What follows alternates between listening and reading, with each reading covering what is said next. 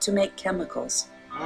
The genius of plants is really the arts of biochemistry, creating these really interesting, complicated, original molecules. Some are designed to produce flavors. Others are designed to produce great beauty. It's so phenomenal.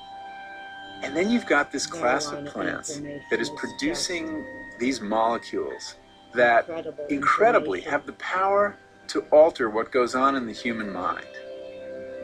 This plant, by making just such a molecule, has gotten us to spread it all over the world. Scientists call it cannabis. It is better known as marijuana. Cannabis recognized, metaphorically speaking, that this was its path to world domination. Produce more of this molecule, and there will be more marijuana plants given more habitat by this creature who likes what this molecule seems to do. And by trying to figure out just how that molecule works, scientists stumbled on an amazing discovery about the workings of our brains. This plant has opened up this very fruitful path of inquiry into understanding how memory works, how consciousness works, how emotion works. We have unlocked this whole mechanism, which we didn't know existed. And we would not know existed if not for this plant.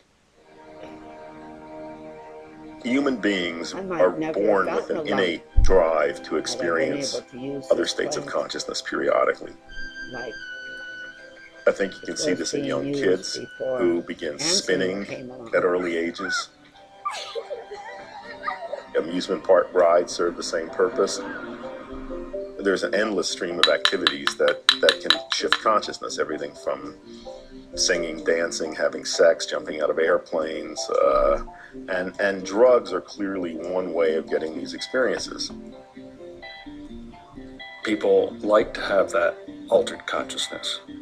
I'm not saying that's good, but it's individuals seek it out. Marijuana seems to have made an evolutionary decision long ago that it was going to throw its lot in with human beings. From the plant's point of view, this psychoactivity is an attractive characteristic which has brought the plant great success. There's a lot more marijuana being grown today, and the reason is that humans like it. They like it because it gets them high. But cannabis can also get them locked up. There are about 750,000 arrests a year for cannabis possession. It makes it about a third among all crimes. And so you've got 25 or 30,000 people behind bars at any one time for cannabis offenses. But marijuana still entices nearly 15 million Americans to smoke it every month. And nearly 100 million have tried it. To keep up with that demand, cannabis growers cater to the plant's every whim, Who's that tap on there? Yeah, look at that though. pampering it like a spoiled child. Nice and healthy. We do anything it tells us to.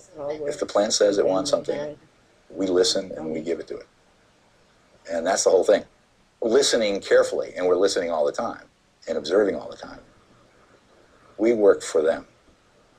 This man and woman live in a state where growing marijuana for medical use is legal. Well, you get the idea, right? We agreed to conceal their identities because they still risk prosecution under federal law. Yeah, that's a beauty. But whatever the legal risks, the horticultural challenges they face would be familiar to any farmer or gardener. It's a daily effort, and there are things like, oh, did we overnutriate the water? Did we undernutriate the water? Everything has really tight parameters, and we try to keep as tight as control as possible, but it's a battle. My associate is really the green thumb in this I'm the greatest grandma Nan. And I've noticed that when she's not around for a couple of days, the plants know it. I mean, I'm not making that up. They literally know it. I mean, I almost hear them whispering, "Where is she?" They don't do as well, you know, they don't seem as happy. Strange as it may seem, these cannabis growers are part of a very long tradition.